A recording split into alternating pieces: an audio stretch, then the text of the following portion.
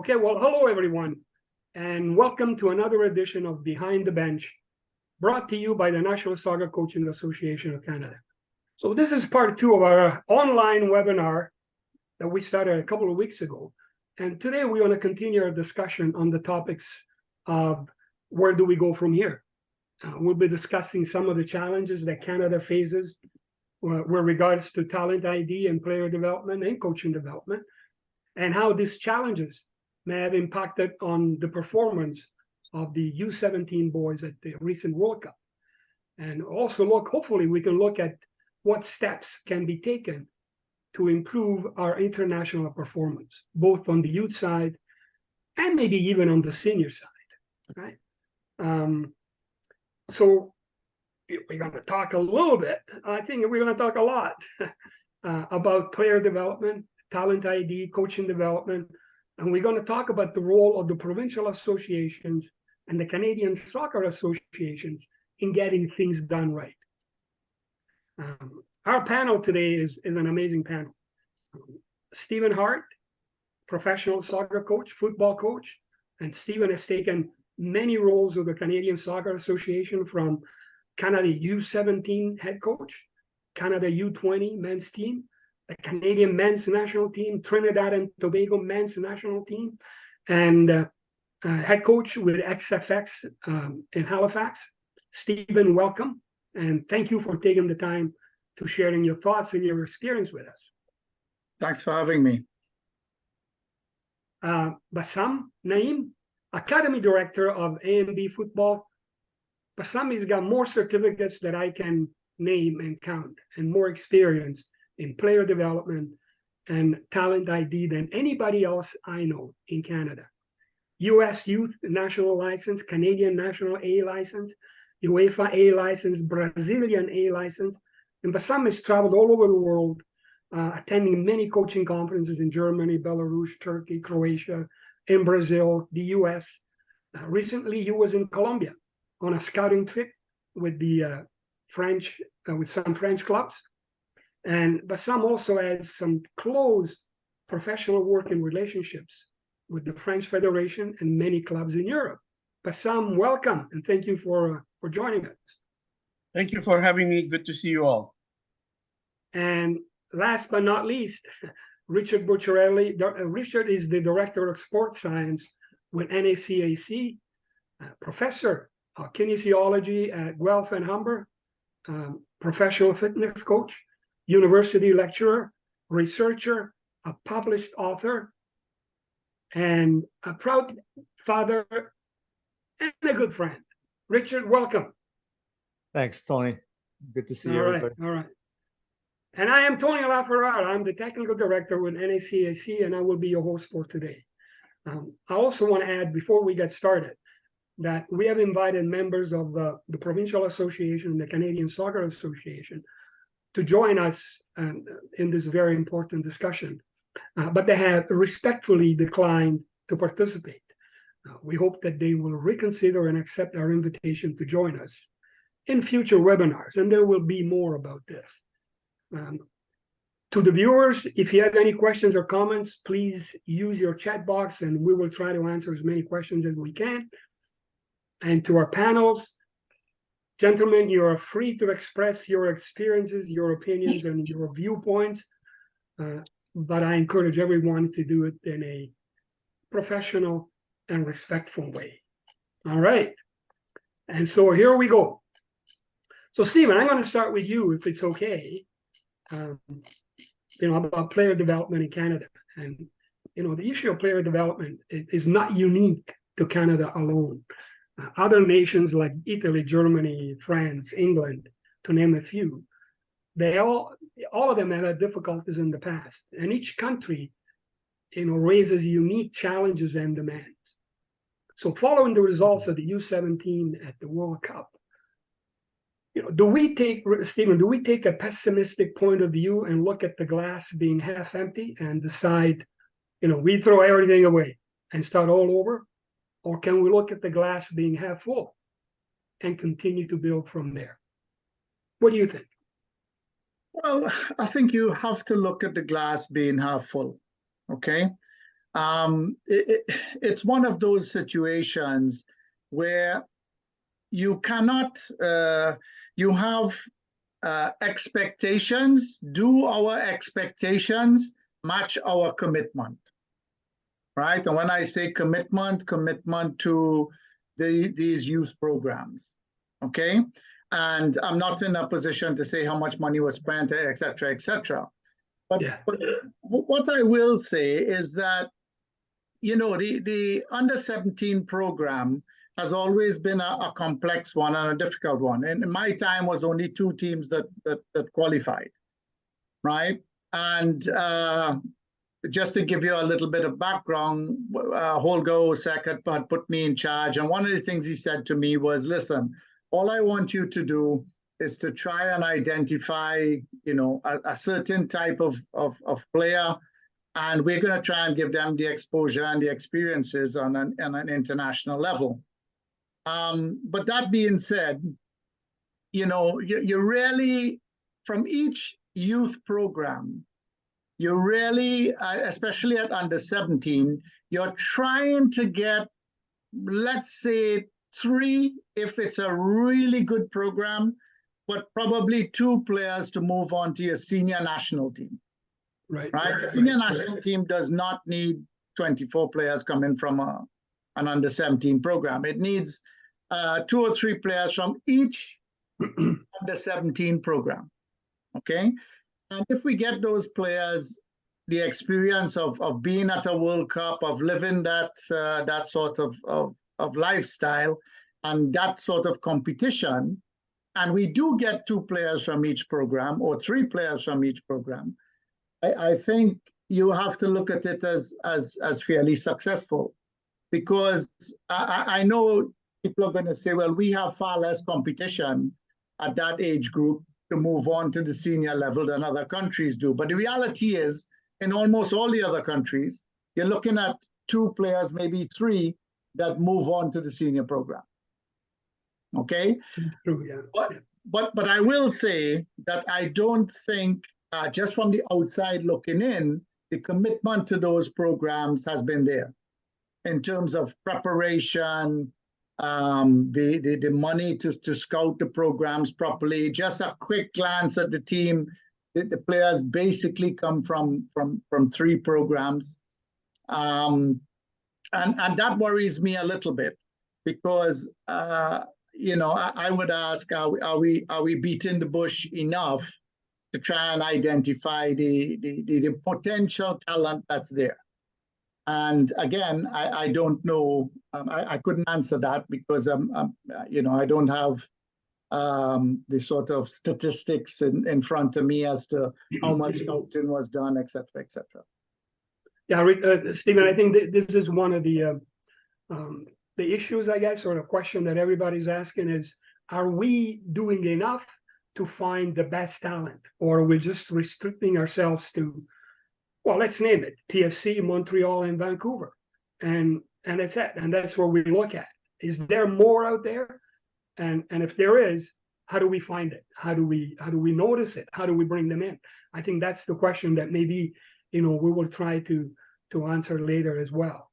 But some, you know, around the same question that I was asking Stephen. You've been around, you know, you've been around, and you've been in soccer in Canada for a long time. You've seen player development in Canada. You've seen player development in France. You develop players, and you take them to Europe, and a lot of them have been very, very successful. So, what is your experience? You know, player development, comparing all of the different countries you've been in, player development in Canada and France, and all of the other places you've been at. How can you compare that? Well, I see it as in twofold, this question for me. One fold is, what are the objectives actually that we have as a nation? And are we achieving those objectives? If the objective to be a participation or a sports participation, or soccer being a sports participation in Canada, for kids to be active, for kids to be involved, to be some kind of healthy environment, then we do have a good environment overall because we have a decent grassroots, I guess, following or an attraction, and we have kids are being active. I've been involved in the game now in many, many years, as you mentioned, 25 years on a full-time basis. I do not know what the, in all honesty, I do not know what the objectives are that we have from our national association, from our government to start with, because not just the Soccer Canada, I think government has to be involved, into the national association, into the provincial association, into the regional association. What are we trying to do? Are we trying to be just active? So if we're trying to be just active, we're good. We're active. We have a lot of kids playing, male, female, senior, the rest of it. If we're trying to achieve objectives, what are we trying to achieve first? What's the objectives? I don't know these objectives. I personally have objectives for my little world that I work in. That's not enough. I know there's other people working separately. Obviously, even though we don't live close, Stephen and I know Stephen for years, and he's a friend and a colleague. And we all have personal objectives and professional objectives. So, and that's the big problem that I see in a great country like Canada, that we talk big in terms of we are a football nation. I'm not sure what that means to start with. That we have to make the World Cup, but who made that decision? I apologize here with the phone. And what's the decision? Is this a plan to make the World Cup, or is it just once every 30 odd years? Do we have the funding? Do we have the resources? Do we have the blueprint on how we're going to do it? Is it shared with the clubs around the country? Why are we only selecting players from 3 organizations? For the life of me, I don't understand it, for an example. So it's easy. Player development, actually, it's a proven equation today on the world stage. It doesn't change from one country to another, per se. The equation itself, or the essence of the equation.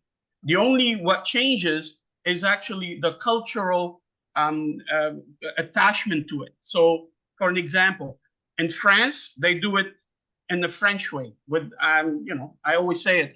They like the baguette and the cheese. In Italy, they do it with a nice espresso, per se, right? So they have their cultural way of developing their own player. But they have it in terms of, they have objectives, they have a clear pathway, they have a clear understanding to what's needed for youth player. And are we talking just youth? Are we talking about youth to get them into the pros? And how do we get, even if we prepare them to get them into the pros, where do we put them in our country? It's a big question, in my opinion. Yeah, and I think later on we'll get into more specifics in terms of what do you do? What are the things that are successful in player development? So we'll talk about that a little bit later. Richard, I wanted to ask you a question. It's not only about passing and receiving, right? It's not about just shooting and scoring goals. There is a science behind it as well, isn't it? You and I have spoken many times about this because we're both passionate about this. We talk about peak height velocity. We talk about the relative age effect. How does the relative age effect affect player development? Okay, so first of all, I guess we got to define our terms, right? So relative age effect is just a name that's given to this phenomenon where a disproportionate number of athletes, and we can, we're talking soccer here, so we'll stick with soccer. So a disproportionate number of youth soccer players are identified for higher level programs, whether that's provincial, national, professional, that are born in the first 3 months of the year, January, February, March. Okay, when I say disproportionate, more or less, we would expect if this effect didn't exist, that 25% of the players in a high-level program would be born in those 3 months, and 25 in the next 3, and you'd have kind of a normal distribution. But we don't have that. Anyway, that effect is not unique to soccer. It's not unique to Canadian soccer. Actually, that effect was identified. I mean, I saw it 20 years ago. It's possible even before that. But when I first started attending conferences, and people from all over the world were talking about it. I remember I presented at a conference in Turkey in 2007, and there were people from England, from France, from West Africa, from all over the world that were noticing this, and so in any case, you know, it doesn't make sense that coaches would be identifying all of their players, or 60 or 70 or 80%, let's say, of their players that are born in those 3 months, unless there's some kind of selection bias, meaning the players that are born a little bit earlier in the year are more likely to be bigger, stronger, faster. And it's not just physical development, there's also cognitive development. So if you're born earlier, you may be, I don't want to say smarter, but from an understanding of the game standpoint, from positioning, tactics, responding to coaching instructions, all of that, you know, the selection may be biased towards those players, not because they're better, but because they're, you know, they've developed earlier. And then the next level to that, because that's a problem and that needs to be addressed, but the next level to that, and kind of the way you address it, is that there are very simple tests that can be done to very accurately predict the second term that you mentioned, which is peak height velocity. Peak height velocity is simply the age where athletes reach their maximum rate of growth. And we call that usually the growth spurt. So it kind of happens right after puberty. For boys, the average age of peak height velocity is 13.5, which means that on average, boys will hit their growth spurt at 13.5. When you do these tests with teams of younger boys, and under 17 is still in that category because they're still only 16, they're not done growing yet. Often what you find, and I've got some stuff published on this, and I've got honestly probably 20,000 tests that I've done, so I know it pretty well. Most teams in the youth age groups, from even as young as 10 or 11 and all the way through to kind of the last year of high school, there's a range in developmental age, meaning a range in the age at which the kids reach their growth spurt or are predicted to reach it. And that range is 3 to 4 years. So what that means is that if there's a coach of a youth team coaching 14-year-old boys, for example, if you don't do those tests, then you may have some late developers who are developmentally only 13 or 12, and you may have some early developers who are developmentally 15 or 16, and they're all together. And so if these tests aren't done, then it makes no sense for us to talk about relative age effect, and it certainly makes no sense to talk about physical ability of players, because it's only fair to compare the physical ability of players who are developmentally similar. And, are these tests being done at the high performance so-called, youth programs in the provinces and in Canada? The answer is no.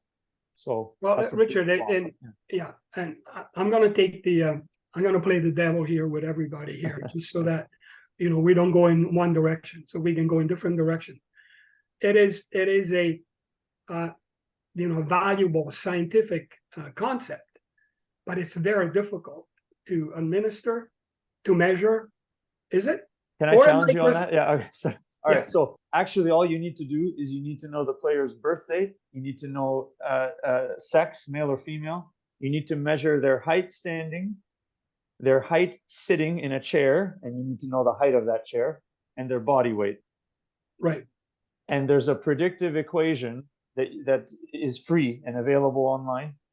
You can even Google peak height velocity calculator, and you can find it. So it's not difficult to do.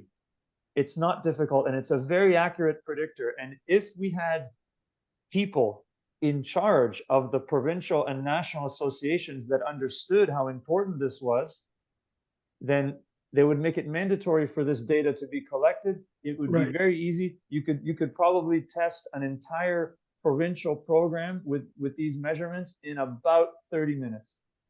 Wow. Well, Rick, so player development, then it's not a simple task. There's a lot of things involved in it, from the scientific point of view, from a physical point of view, from a technical learning. The environment plays a big part in it. There are, so many components in it, right? That ultimately will make it for the best way to develop players. I personally know some clubs and some academies who do a really good job at that, a very good job at that. They take the time to do all of these things. And the best way they can, right? But then there are other ones that don't do that. And so, but we'll get to that. But player development, it's not, it's a little bit more complex. Your environment, your culture, the scientific approach that you take to it. It's not as simple as it is. But once you start doing things right, then everything falls into place, right? It's not difficult anymore. Yeah. Stephen, I want to ask you another question about something that Bassam said about player development. And, I'm trying to remember when it wasn't long ago when you were coaching the national team and the players you had on that team. I'm talking about the men's team and the players that are there now, on both the men's and the women's sides. We have players that are playing on some of the best clubs in the world. On the women's side, Man United, Man City, Arsenal, Chelsea, they're all over. Juventus. These are Canadian women soccer players playing in Europe. On the men's side, Bayern Munich, Benfica, Lille, France, you name it. And now David is rumored to go to AC Milan. And Buchanan rumored to go to Man City or Inter Milan. So doing something right, are we, Stephen? Well, yeah, I think you would have to say so based on what you just said, that something is right. And I mean, in my time, it was very, very different. The expenditure, as I said, the commitment from the association to the team, we just didn't have the money, so you went into it knowing that you can only bring 18 players into camp and your staff was very small, etc., etc. That being said, we still had players developing in spite of the lack of a player development model per se. Now, some people may argue, well, that's still the case. That we are still developing players in spite of. Now, I would hazard to guess that the women's program is probably further ahead than the men's in terms of the player production.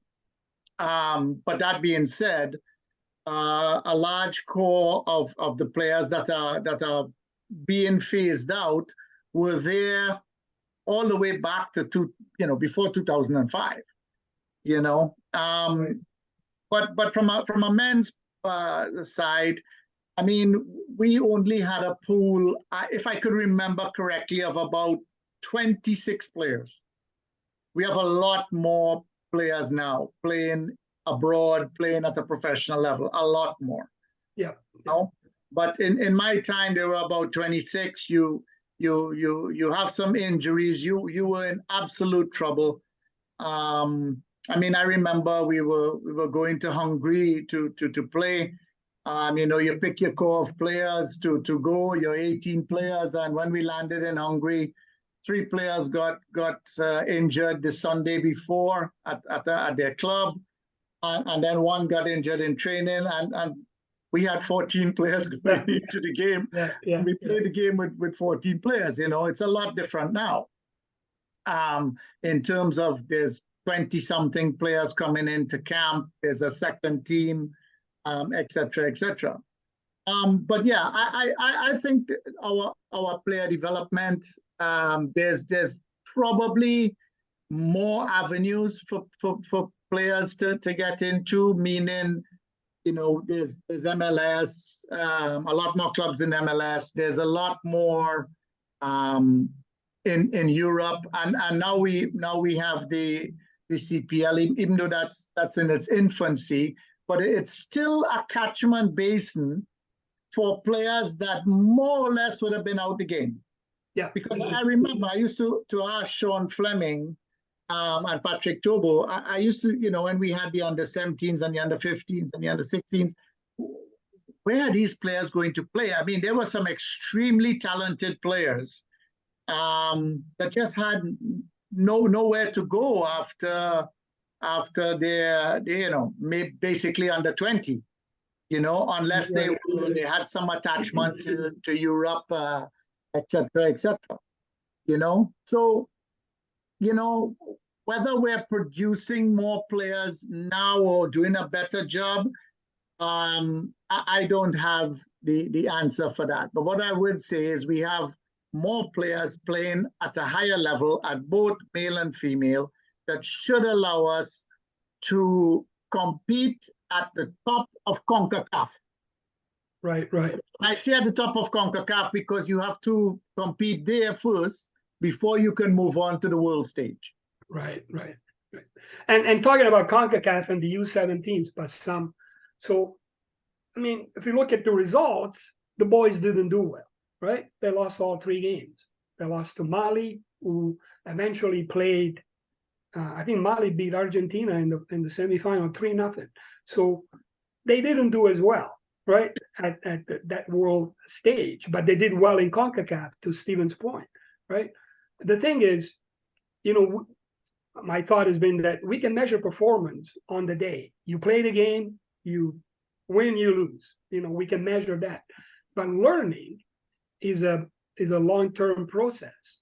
So did these boys learn a valuable lesson? Did the coaching staff learn a valuable lesson? Did the Canadian Soccer Association learn a valuable lesson from this? And can they put plans together to do better next time, right? If you were you, Bassam, and I know this is, you know, it's a hard question, but nothing is too hard for you. How would you improve that pathway from, you know, U16, U17 to go to the World Cup, and then, you know, we learn from the experience, and how can we make it better?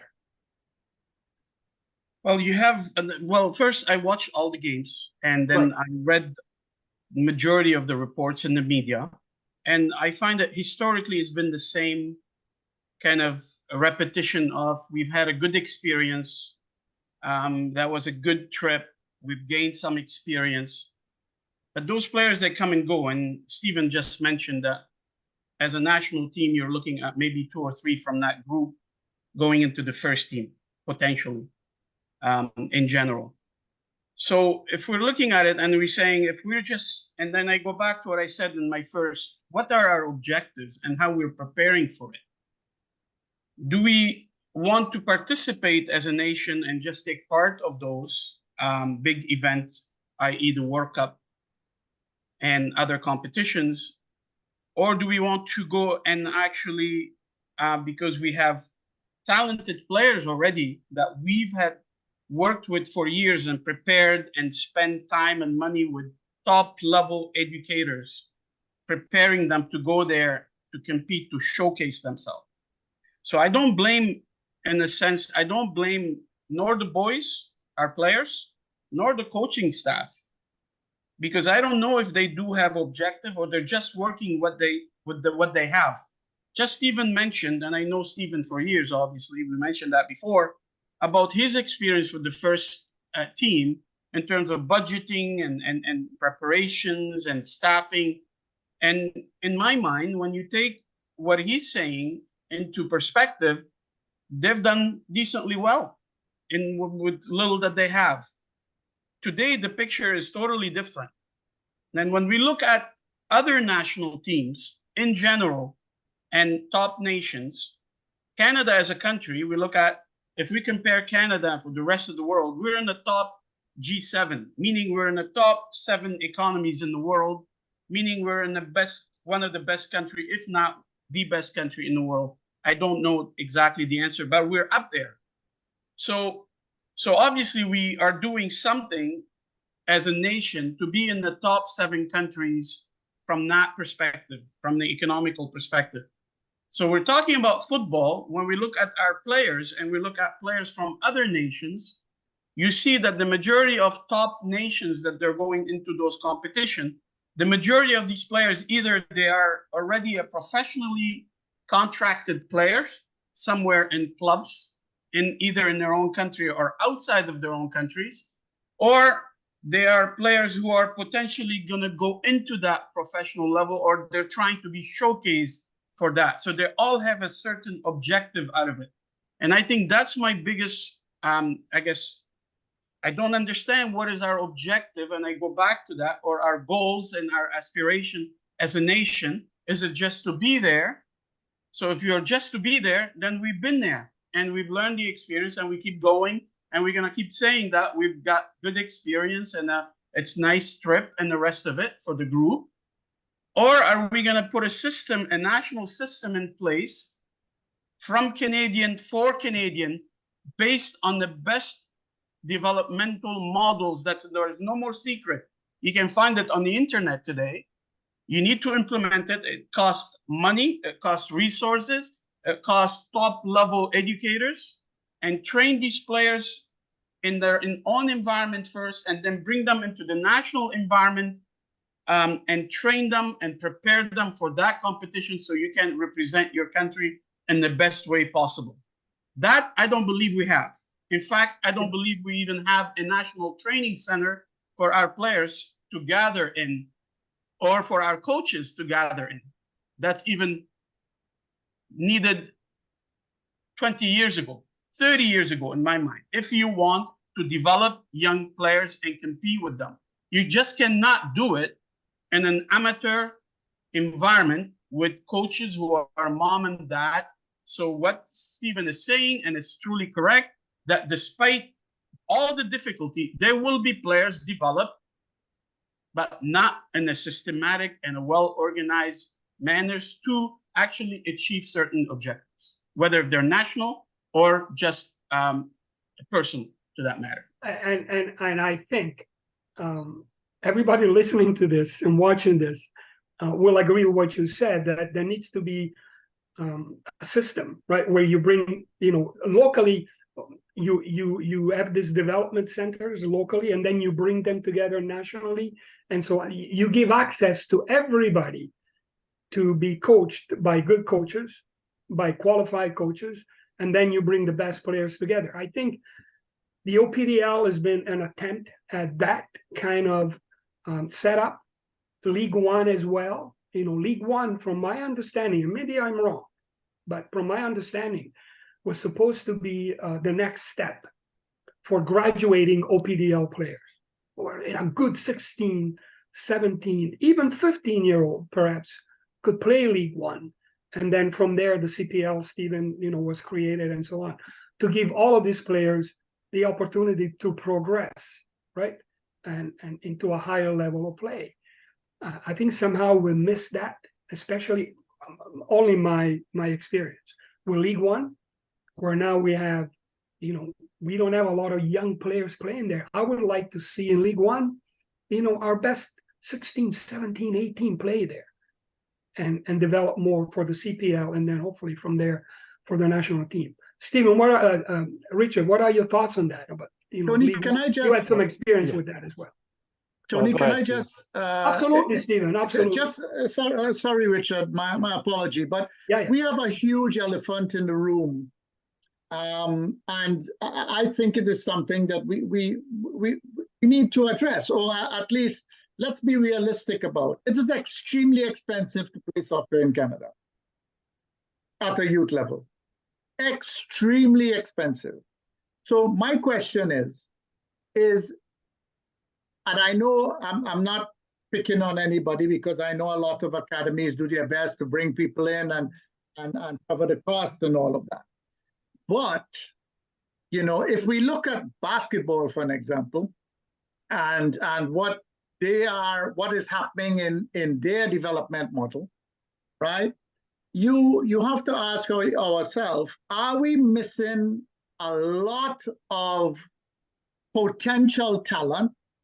Because if you watch our demographic now of immigration, are we missing potentially a lot of talent simply because they cannot afford to play the game? And I know I have a very good friend. He has a very talented son and an extremely talented daughter. And when he is telling me what it's costing the family for them to play at the next level, right? The higher you go here, it's the more expensive it gets. Good. I I really would like to know how that's impacting our player development. That's what I'm trying to say. Yeah, and you know, and you talk about the elephant in the room. I think it's a zoo, you know, full of elephants. It's a huge issue and a huge problem. Richard, yeah. I know you have something to say about it. Well, okay, and actually, I'm glad Stephen mentioned that. Be So nice, Richard. I'm a nice guy, you know. Right. So I guess the first concern that I have with player development here, and I know Bassam touched on this too, right, is that what we've done is we've kind of at the provincial and national level buried our heads in the sand and said, well, all the best players are in the OPDL or the provincial high performance leagues, and then from that, of course, we bury our heads even further and we say, well, then all the best players from there are in the MLS academies.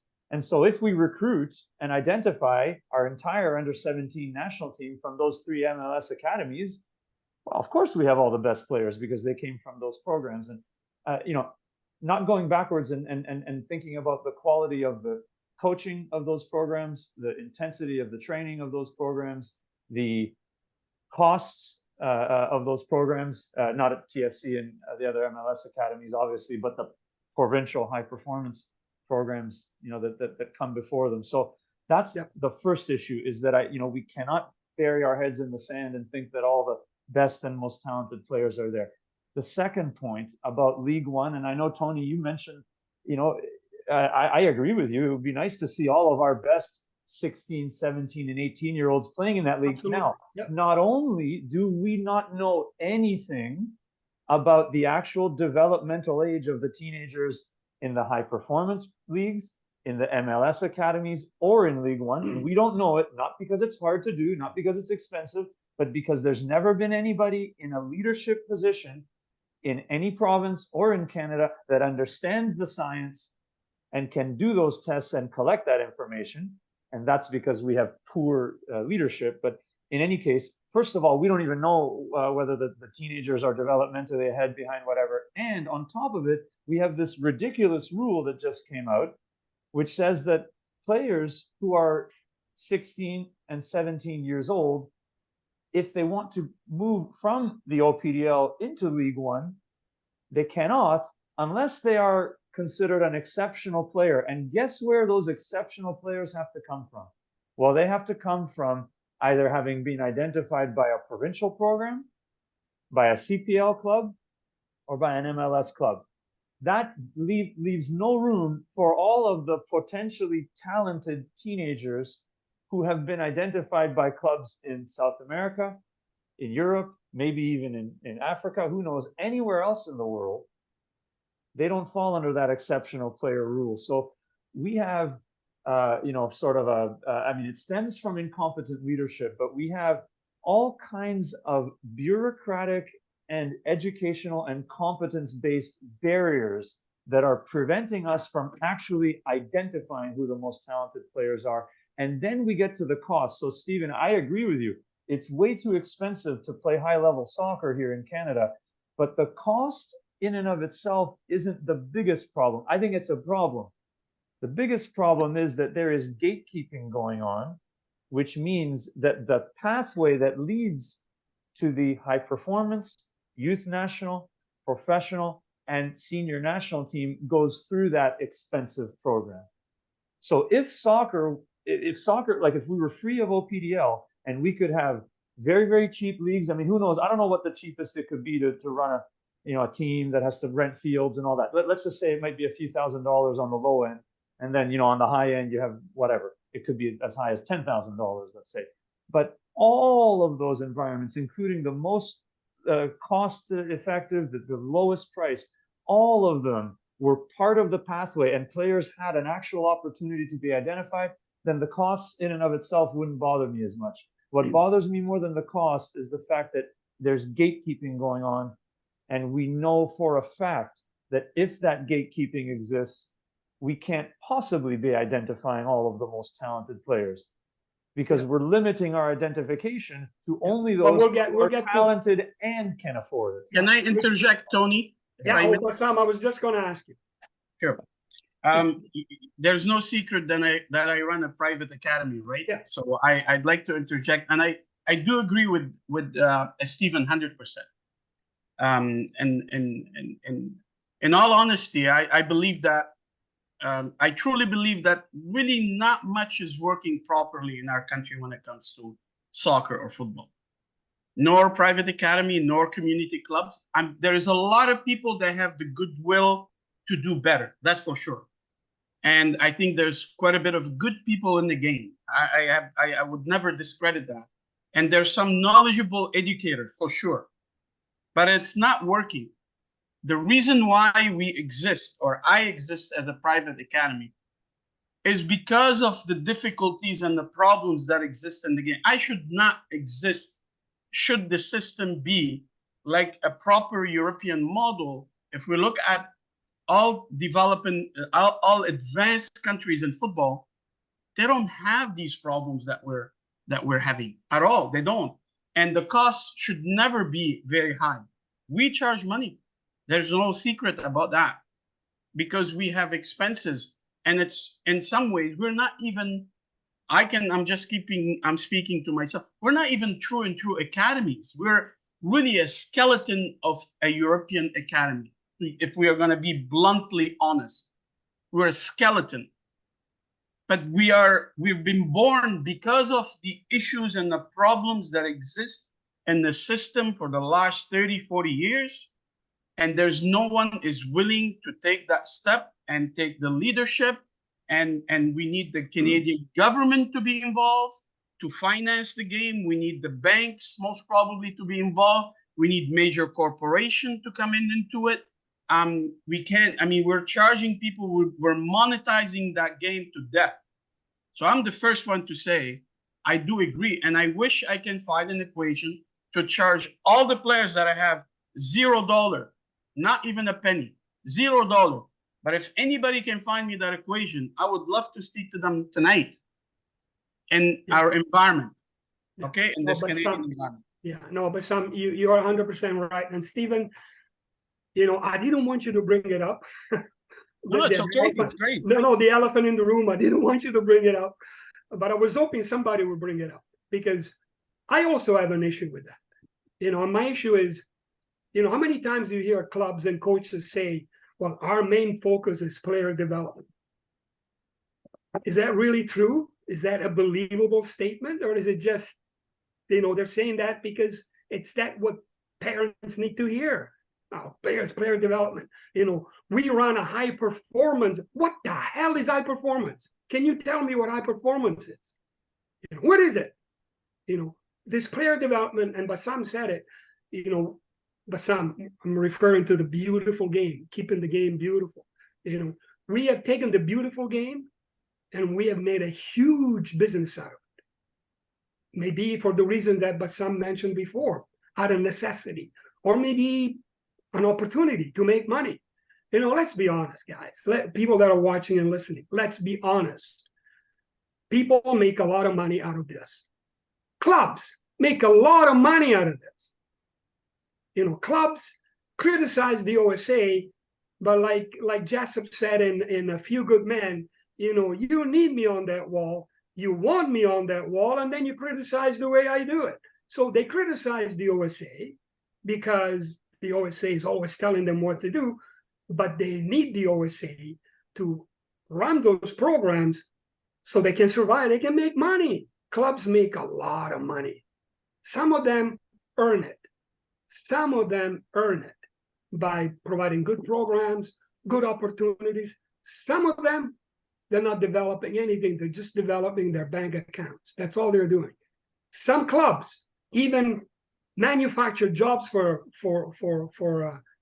their administrators by charging the kids and all of that. So, there is a lot, to be said about our system. And Bassam and Stephen and Richard, we have talked before about things like it's too expensive. There's too much money going around, and people are taking advantage of that.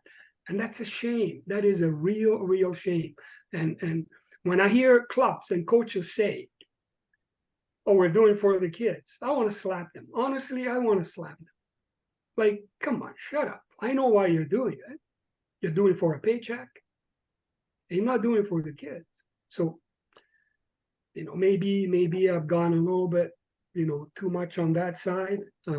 But on the issue of the OSA, and then we're going to go into player ID. On the issue of the OSA, I'm not defending them.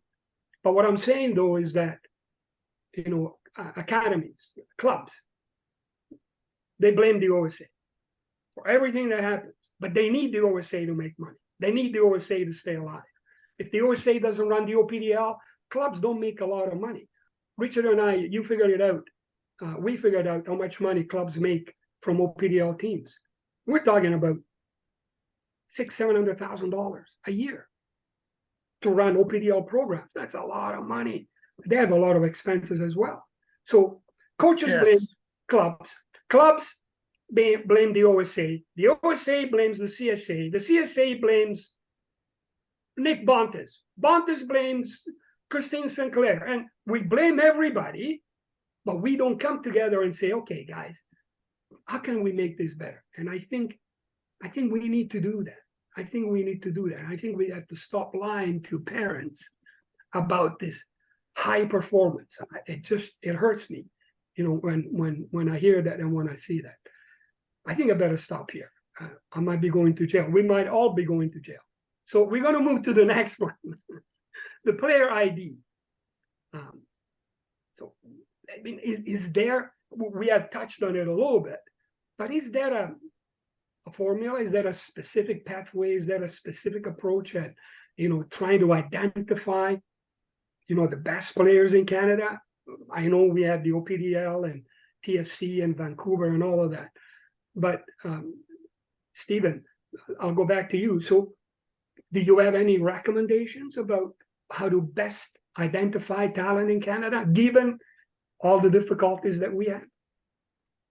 Well, look, it's a difficult process, okay?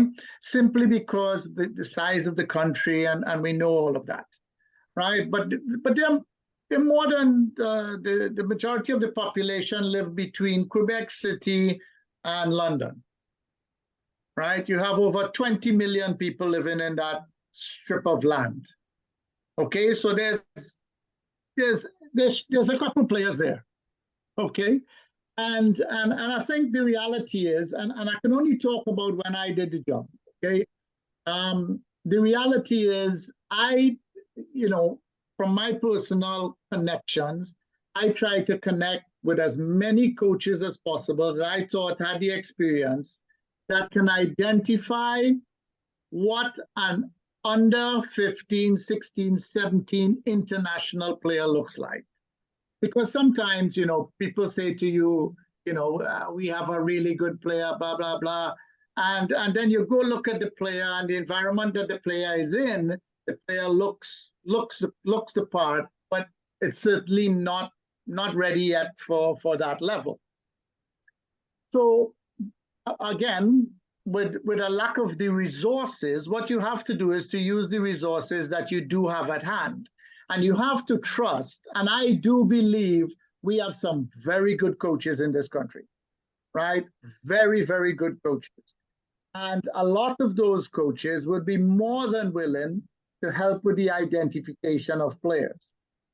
I mean, in my time, I would get coaches to take me down to Eglinton Flats and the Spanish League and in Quebec, they had an African league and et cetera, and identify those coaches that can help you at least see these players, get a grip for these players. But the problem is, if you don't have an investment in the program, and what I mean by an investment, an avenue where you can bring all these players in together, go through some sort of training, we're not talking about extensive, but some sort of training, and then some sort of showcase for you to see them together, not in their own little environments. Yeah. And you know, to be fair, I don't want to pick on anybody, but I think because of a lack of resources, the staff responsible for the programs, the national programs, have no real choice but to look at those programs, which you called it out, Montreal, Toronto, Vancouver, etc., that have already done the legwork. Or at least you have to trust that they've done the legwork. Yeah. You know, and I'm not saying they've done the legwork. I'm saying that's the limitation you have to work with, right? And then you try to identify some players that are in the United States or in Europe somewhere, or in South America or Latin America or whatever. But again, you know, it's a complex process. And in my time, we had a national training center under Holger Osek. We could have brought those players into the Ontario Center, the Quebec Center. Quebec had Sportitude at the time. You can. I don't know if they still have it. They probably do still have it. I always liked that program. You could have brought players into the Atlantic Training Center. We had a number of female players from the Atlantic that represented the women's national team. Right, so we had a sort of an avenue to pull these players in. No, it was not ideal, but again, you could only work with what you have, right? So I think the first thing, and Bassam said it, and Richard said it, you know, what are your aims and objectives? And then within your capacity, whatever the investment is or the commitment is, try to do your best to get the job done. Because let's face it, you know, Canada might be a G7 in the top, whatever Bassam said, in the G7. I'm not as smart as him, but you know, we are not there in football. Okay, we are not even close when it comes to football, because in football, the population doesn't really matter. Else India and China would be on top, right? What matters is how many people you actually have playing football. Right, that's your population that you need to identify and to have some sort of working model with, and of course the coaches that go with that. No, well said, Stephen. Well said. Can I? Sorry, Tony. I want to comment on a couple of things that Stephen said. Yeah. Go ahead, Richard. Very, very important. I have a question for Bassam, and you know, I don't want you to take all the time. Right. Just quickly then, because I think, you know, obviously it's correct, right? We have to sort of operate under the assumption that the MLS academies have done the legwork. And I mean, okay, I know for a fact that at least one of them has not. You know, I'm not naming names or anything, but okay, you know, scouting is like one of the things that keeps coming up. We just did a webinar last week with Eric Ramsey, who's on the first team staff at Manchester United. Before that, he worked in Chelsea's academy for about 6 years, and that topic kept coming up, how much attention to detail the top professional clubs and the top national teams put into scouting, you know, and we don't have that. So we kind of basically you know, outsourced scouting, you know, and I think we need to do better with it, you know. And then the second thing, if we're talking about population and you know, economy and all that, predicting performance of the national team, you know, there's a good book called Soccernomics that actually used a real good statistical approach. Stephen, I think maybe, did you read that one or yeah? Yeah, I have. So what they found was you have three main predictors. Population is one, GDP is a second, and so with those two, Canada, you know, should do really well. The third is what they called football experience, and there was all kinds of different metrics that went into that, like how many years you've had a professional league, as you said, Stephen, how many players are playing, at what level they're playing at, all of that. And when you look at that metric, that experience metric, that's where you see the difference between Canada and, you know, the Western European countries. Richard, I mean, when it comes to professional teams, we're basically young. We don't, right. Yeah, we're very, very young. But so talking about player ID, talent identification.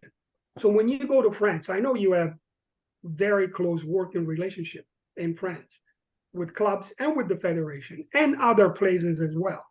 So when you take these players to France, what are they looking for, and what are you looking for before you bring them there? And I'm talking, Bassam, I'm talking about the technical, the tactical, the physical, the mental, the whole 9 yards. First, let's be beyond realistic with ourselves here before we get to that. We are what we call, or I call myself and my colleagues who I work with, we're a technical guide to players. Even though we're certified, we have good knowledge, we work on a full-time basis in the game in Canada. We do not have the environment and the ongoing facility. We don't have the proper facility, environment, funding to prepare players for that environment directly. So we give them a good foundation in the game. And the key to foundation is between the ages of 11 to 14, 15. Those are the crucial keys in terms of training, educating, and improving the technical element of the game. I'm going to say it very bluntly, guys. Technique is the alphabet of football. If you're not technically sound, you cannot speak, you cannot write, you cannot do anything. Without technique, there's no tactics.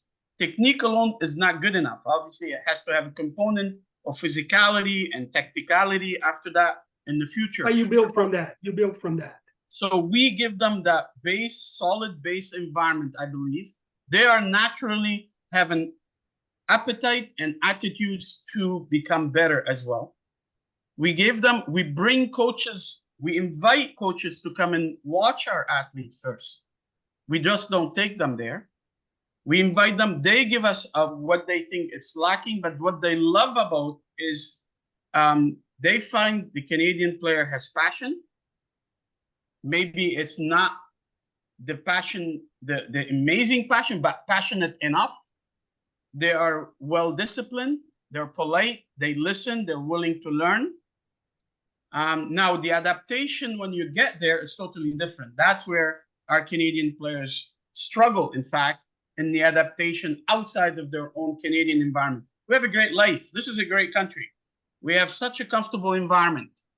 Football is not about comfort, people. Football is about competition and training day in and day out, and to maintain a certain level and to take your level one step every 6 months, 1 year, 1 season, one step at a time forward.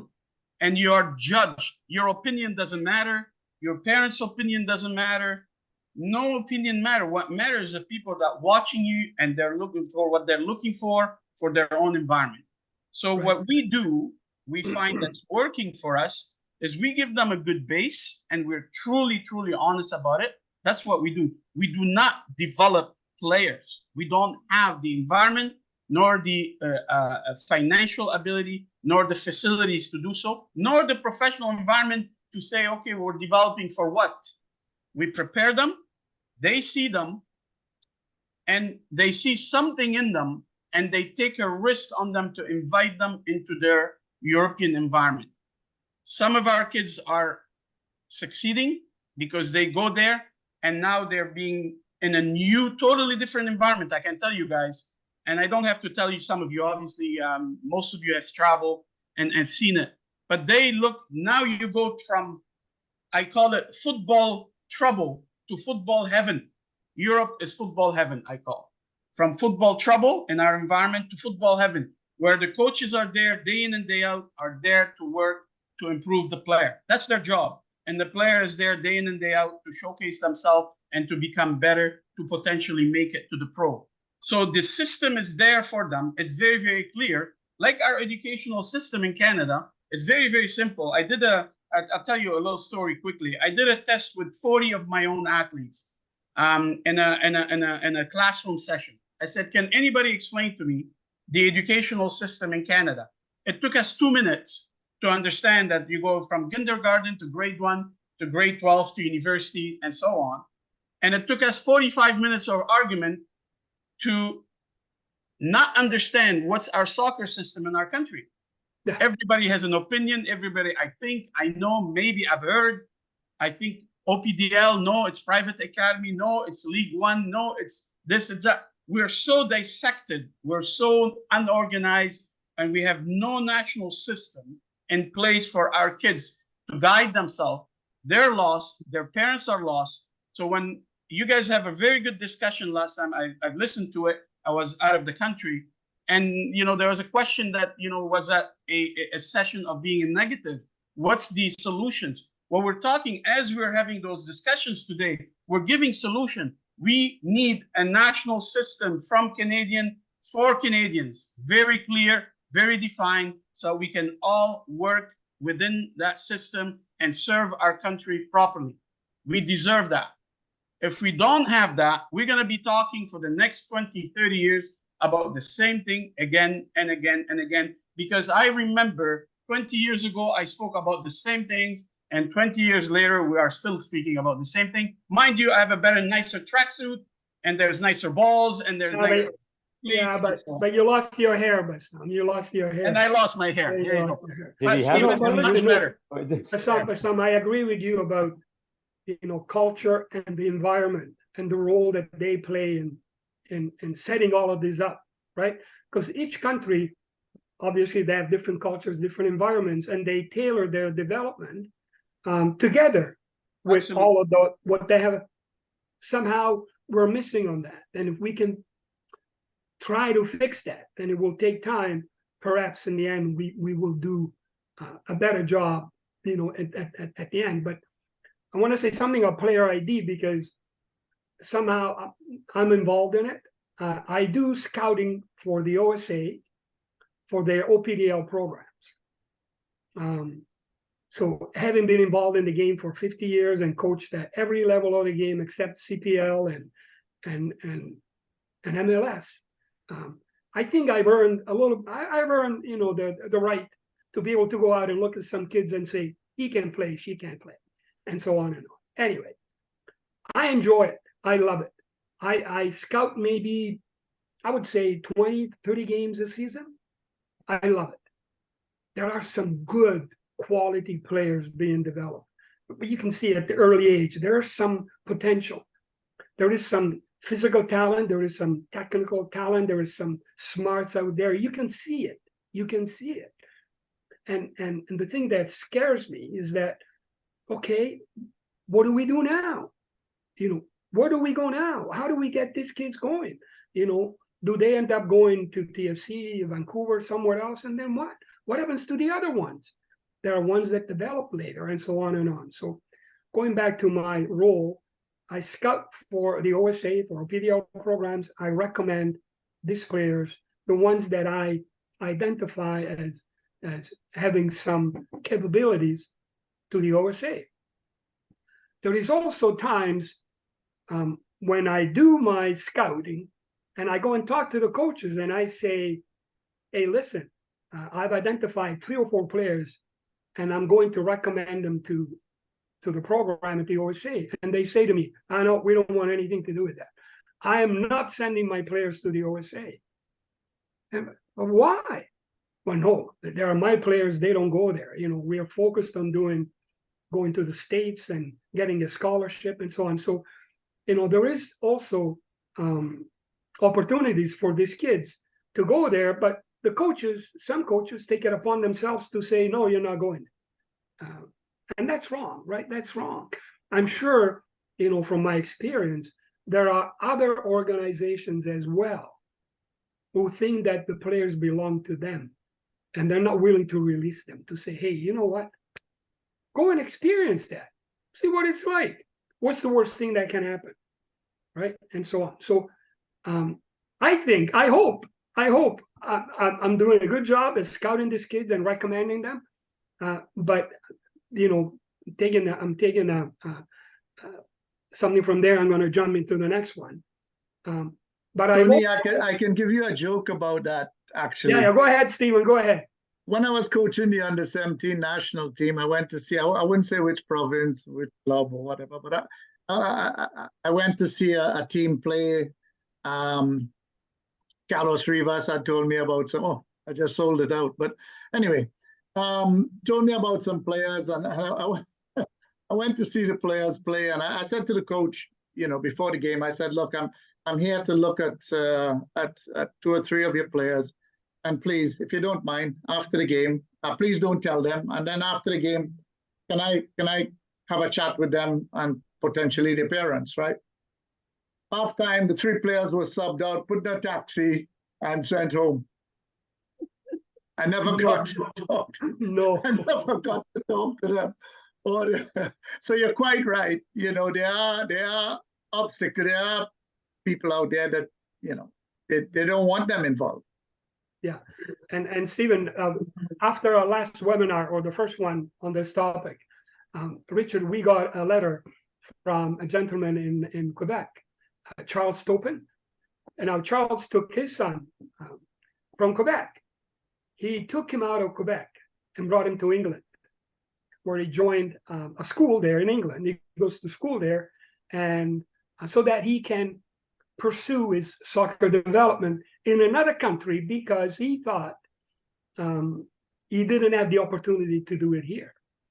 So there are those opportunities as well, but they're very, very expensive. But to Bassam's point before is, these young men shouldn't have to do that.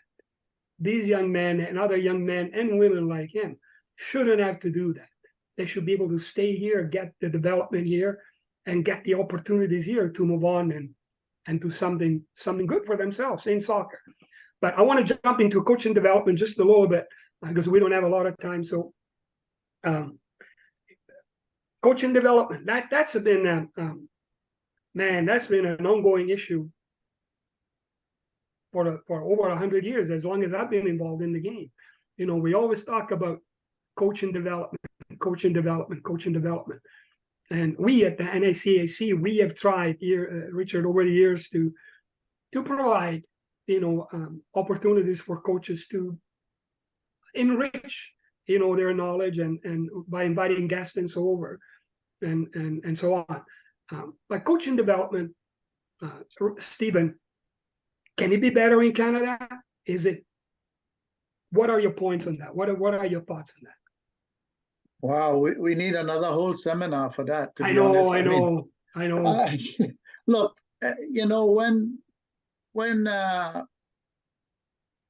Jason DeVos was a blogger and not involved, he wrote an excellent article about coaching and the expense of coaching, and it was keeping back potential coaches, etc., etc.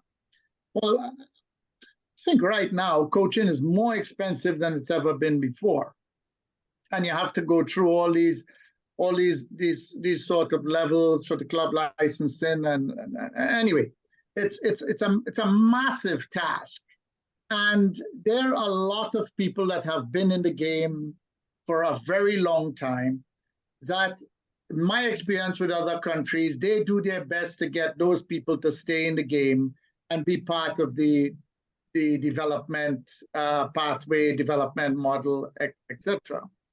It does not seem to be the case here.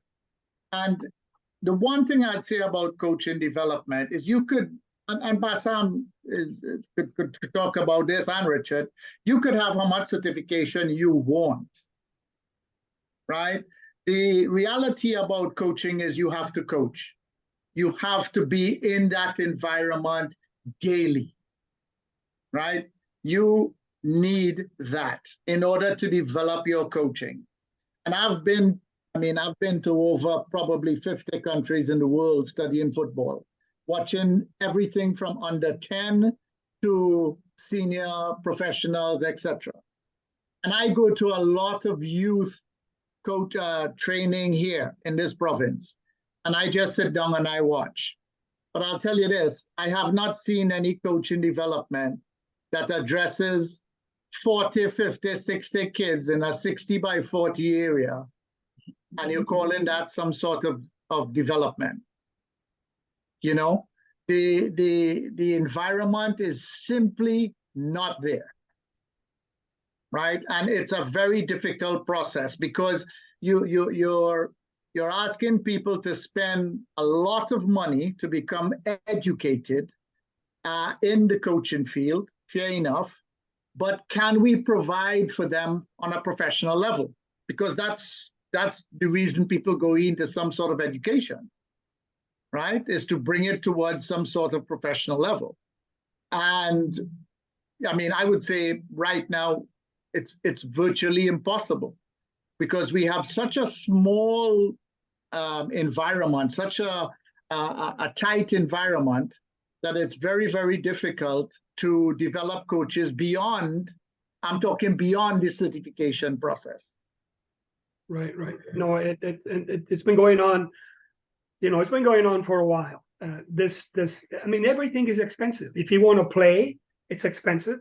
If you want to become a better coach, it's expensive. You either have to, to better yourself, you have to pay for this coaching certifications that the OSA or the CSA runs, or you have to go somewhere else. You have to go abroad to learn about coaching and all of that. So it's very expensive, and in the process we lose some good talent, because there is talent in coaches as well, and a lot of them, like our good friend Patrice, don't get the opportunity to do that, and so they give it up.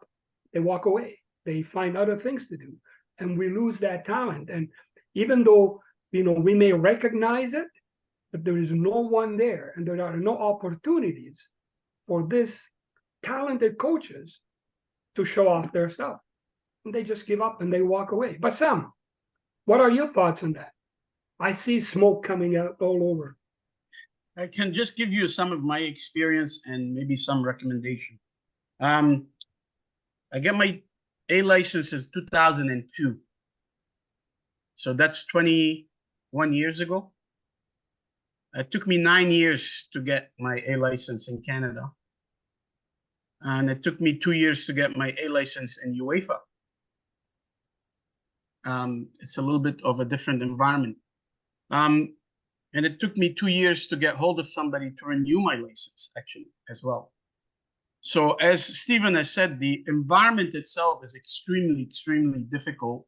The country is a humongous.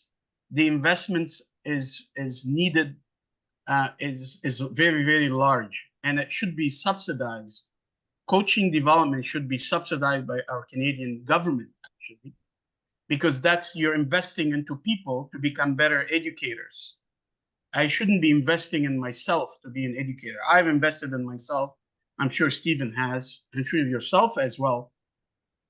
But that should be subsidized. That's how it is in the rest of the world. When you show that you have some kind of a knowledge or a natural attributes to be an educator or a teacher of the game, somebody will have to help you. So I believe that we're missing out on a lot of coaches to become better in this country.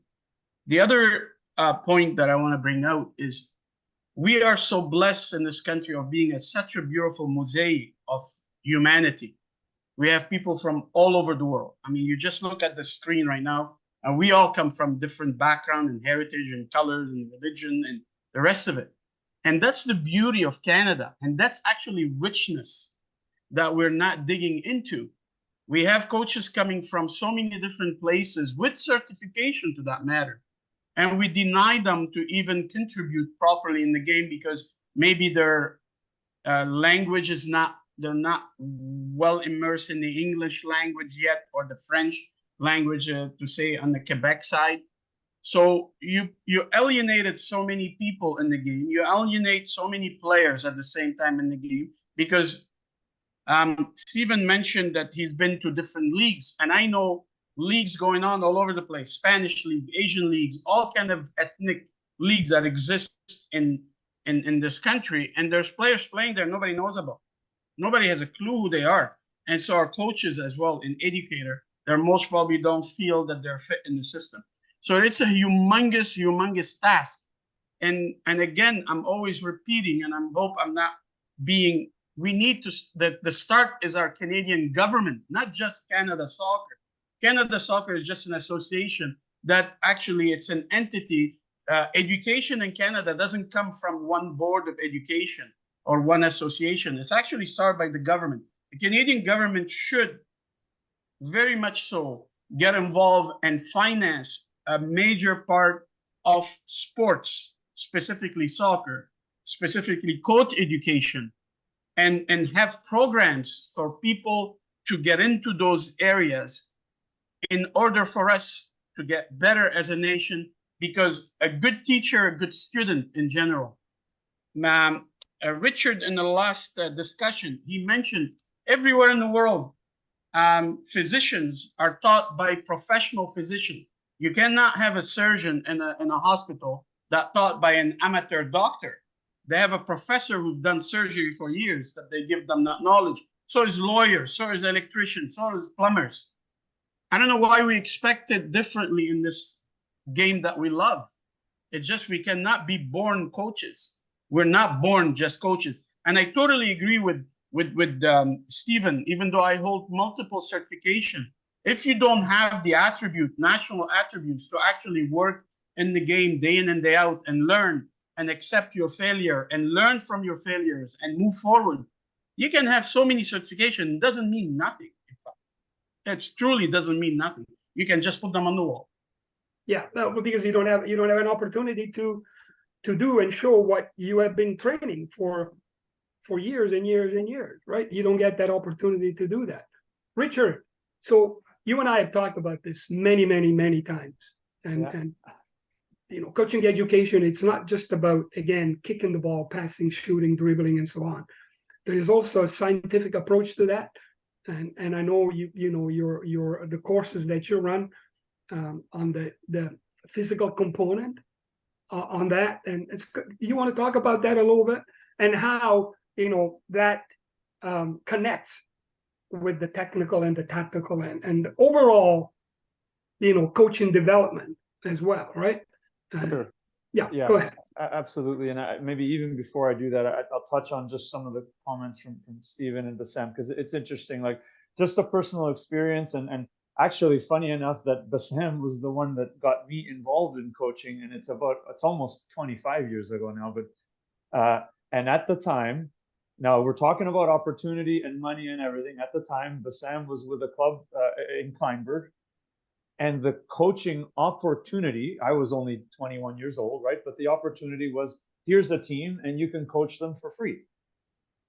So as a young guy getting started in the game as a coach, and I was still playing and all that at the time, but basically I don't even know. I mean, there were probably very, very few coaches at any level that were making any money at all. And in the subsequent 20 years or so from that, now we have, you could argue, we have much more opportunity. Is it full-time? Is it paid well? No, but sometimes that's driven by, supply and demand and the market and all that. So, there are opportunities. And the other thing just about education and subsidy and all that, I think it's worth mentioning that, no matter whatever you want to do for your career, you are going to invest in your education. And often, if you want to get to the higher level, whether that's an A license or a pro license or a PhD or whatever, professional courses and all that, the cost goes up and sometimes it's subsidized. Some other countries subsidize education a lot more, but I don't know of too many countries that subsidize education after high school where the subsidy isn't merit-based. So what I mean by that is if the government is going to get involved subsidizing coach education, then first of all, the coaches that are applying, they better be quality, and we better have some kind of standardized, objective way to measure the competence of those coaches. Stephen mentioned it. Experience is important. We need to be able to measure knowledge. We need to be able to, and then, obviously licenses and all that factors into it. So only the competent people get access to free education. That's one. And then the second thing, Bassam touched on it. I know I've mentioned it many times and I'll say it again, the quality of the instructors, and that goes from the people who make the curriculum and the ones who teach it. You can't go to to a top country in the world and see, UEFA licenses, South American, the CONMEBOL licenses. The instructors that are there are the best coaches in the country. They have masters and PhDs. They have A and pro licenses. They've coached in the pro game for like decades. You don't get to be an instructor until that's your level. And we have to ask ourselves the question, is that the level of the people that are instructing the courses here? And I'm not even going to answer it. I'll just leave it out there. Now, about the sports science component. Well, this is part of the problem, and it's it's the one that I'm probably the most knowledgeable about. Everywhere else in the world, first of all, most of the coaches that get into coaching at the professional academy level or above, most of them, there's two profiles. One is a former professional player who played at a very high level, and maybe they get grandfathered in at some point, or it's somebody who has a sports science degree. So they start with an education level of sports science that nobody in Canada starts with. And then the courses themselves, again, taught by experts, they are very demanding, making sure that coaches know about sports science, about warm-ups, about periodization of training, about injury prevention, about nutrition, all of it. You don't get to a higher level in good football countries that educate coaches without knowing about sports science, and most of them come into it with a good background anyway. Again, I can speak from experience, okay?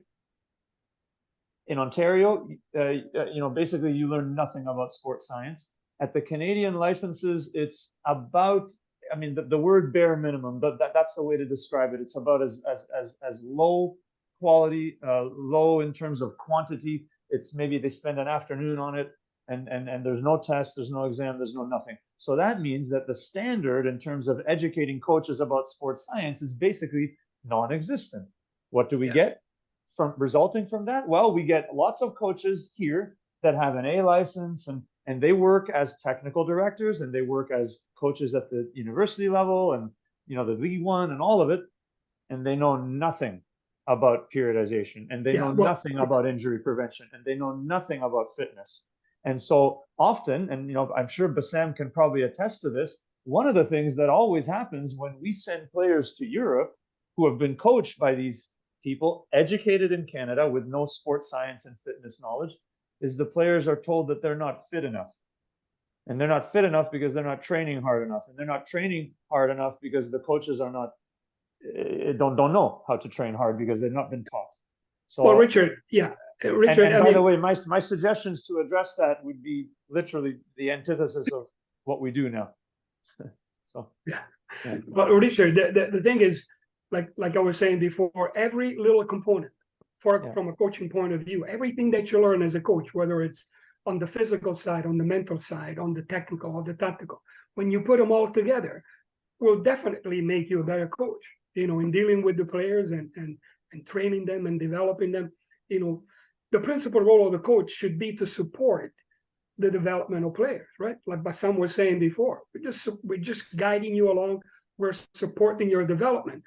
But coaches also need to make sure that they support their own development, right? But in some places you can do it better than you can here. I'm sorry, but it's the way it is.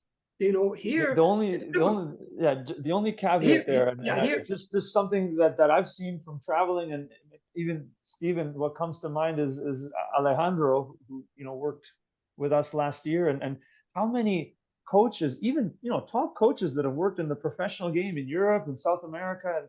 I get Facebook messages all the time. How many of them want to come here to work? I don't know that we can just necessarily think that there's more opportunities elsewhere. There are opportunities, but it's very competitive, and often you get very good quality coaches, very knowledgeable on everything. And well, listen, we have had on our panels. We have Stephen, Bassam, Rafael, last week, and others who have tons of experience.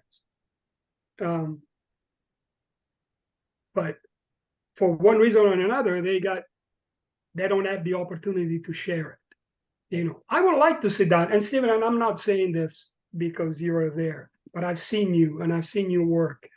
I would love to sit down one day with Stephen Hart and pick his brain. You'll only need 2 minutes, Tony. No, but I'm talking about the experiences, Stephen, and of course your knowledge, and the same with Bassam, and the same with Rafael, who is in Paraguay coaching, and other coaches as well.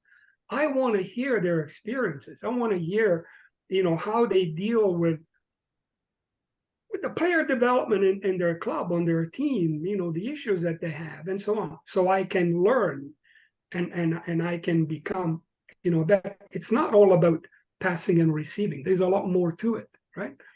And coaches need the opportunity to develop themselves, to continue to develop themselves, so that they continue to develop the players, because the game is changing, right? Things are changing. But I don't think we get that opportunity, and unfortunately we don't. Guys, it's 3:30. Yeah, Bassam, do you want to say something else? Yes, very important that I did not mention. As you know, I've traveled a lot, and I've have a lot of colleagues in Europe, and I have a lot of contacts with European clubs, France and outside of France. But specifically in France, I've been blessed enough that every time I travel and I am at the club, because they host me usually at the club with players or without players, I get invited to their weekly coaches meeting that happen to discuss new trends, to discuss on a weekly basis. Yes, they're full time. Yes, they have. It's a much higher environment, I understand, but they're discussing on a weekly basis new ideas, sharing it out from all age categories. Everybody has the right to have their input, criticizing each other in a positive way, at criticizing player, helping player, finding ways to maybe help a player to improve in throughout their system of development in the club. It's fascinating. The level of they have competition. Of course, they're human beings. They have dislike and like and so on. But the level of respect, the level of sharing information, the level of working, the togetherness, and to invite someone from the outside, you feel so, I'm not sure what the word, so respected in a way. Privileged. Beyond privilege as well. And in all honesty, we don't have that in our country. You mentioned in one where there's a jealousy, there's people not sharing information, everybody wants to keep things for themselves. There's no secret in football. It's just a ball and a pitch and people playing.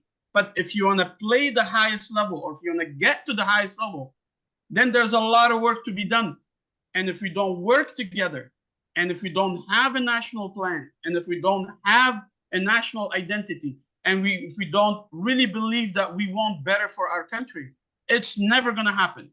And today we don't have it. We don't have any of it in my mind. But we can. We certainly can. No, I know we can, but and Richard, I think it's time to go. Like Mr. Dress Up used to say, I think it's time to go. It's 3:30, but there's a lot more to talk about, obviously, guys. And you know what? I'm going to take the initiative to say that perhaps we can have a part 3, after the holidays, and be more specific with things. I mean, I love listening to Stephen and Bassam and Richard and anyone else that we can bring on, so I can learn about this and other coaches can learn about this. So, guys, thank you very much for sharing your thoughts, your opinions, your experiences. I appreciate it. We really appreciate it. There's a lot of work to be done. We are at a point, I think, I don't think, in terms of our national team program, even though we have not been, successful in certain areas, but we have developed some decent players, some good players, actually, that can play at the international level on the women and the men's side. The question is, are we able to sustain that? Are we able to, to provide continuity for that success? And once those players are gone, because they will be gone, unfortunately, they will be gone. How do we provide continuity so that we can keep, developing this player, right? And we can keep, pushing and edging and trying to be better all the time. I think that's the $1 million question. How do we do that? And we need to do that better. We need to be ready to be able to do that, 10 years from now when these guys are retired. Coaching development, it's another, like Stephen said, it's another huge, webinar all by itself and so on. So I think, in all fairness to everybody, there are some things that we do quite well, some things that we do well, some things that we don't do very well. And those are the ones that we need to fix, and the other ones we need to improve on. And I want to say something, since we're talking about elephants, and then we're going to close it on this one. You know, I want clubs and academies and everybody to stop blaming the OSA and the CSA for everything that doesn't go right. The reason I'm saying that, I'm not saying that you shouldn't. You have the right to say that, to do that, to complain. But if you're going to do it in a way that ask the questions. Go and ask them the questions. Ask. This is what I need to know. This is what I would like to do. Can you help me? Am I allowed to have an opportunity for? You are allowed to do anything you want. Please go ahead. And Stephen, then I'll give you the same opportunity if you like. I just want a closing remarks. That's all. Yeah. Guys, I thank you very much. Number one, Richard, continue doing what you're doing. You're doing great on social media, bringing up a lot of good topics and a lot of functional and good example of how we can. You're providing a lot of good solution at the same time, and you're providing a lot of information. So congratulations on that. Please keep going. Nothing wrong with that. Don't let anybody hold you back. Guys, I'm personally speaking, and I believe Stephen will agree with that as well. We're the servant of the game. We are Canadian from different background, but I'm the servant of the game of football in Canada, or soccer. Okay, it's a privilege to do that. I believe this country has a humongous potential from an ethnicity point of view, from an athletic point of view. It's a rich country. It's a beautiful country. But I believe that we need to be very, very honest with ourselves. We're not a football nation yet. We would like to be maybe a football nation. We have a potential to maybe one day get there. We need to seek that potential. We need leadership that seek that potential and put a plan for all of us to work together. I think that's extremely essential.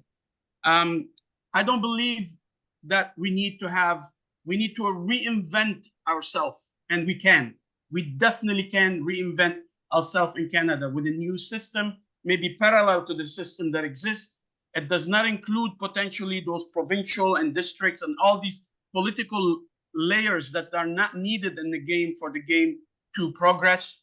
I've been to over, I would say, no different than Stephen, 50 countries. Really, all you need, if you have the grassroots and you have the professional level properly set up, in between you could have some struggle, but you will produce players. It's been proven, countries after countries. Okay, we have only an organized grassroots and hardly anything after, and just a small professional league in its infancy stages. It's going to take a long time, and we are struggling. I truly believe the Canadian game deserves better. The Canadian players deserve better. The Canadian coach deserves better. The referees deserve better. The administration, the fan in this country deserve better. The parents deserve better. And I believe that the new immigrants, they deserve better. And all the people involved in this country deserve better. I think the Canadian leagues on the highest level deserve it better as well overall. And foremost, obviously, the most in Canada deserve better. That's my closing remarks.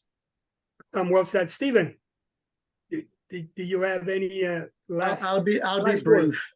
I'll be very brief. I think anybody can identify the problem, but not many people know how to go about rectifying it, right? And I agree with Bassam.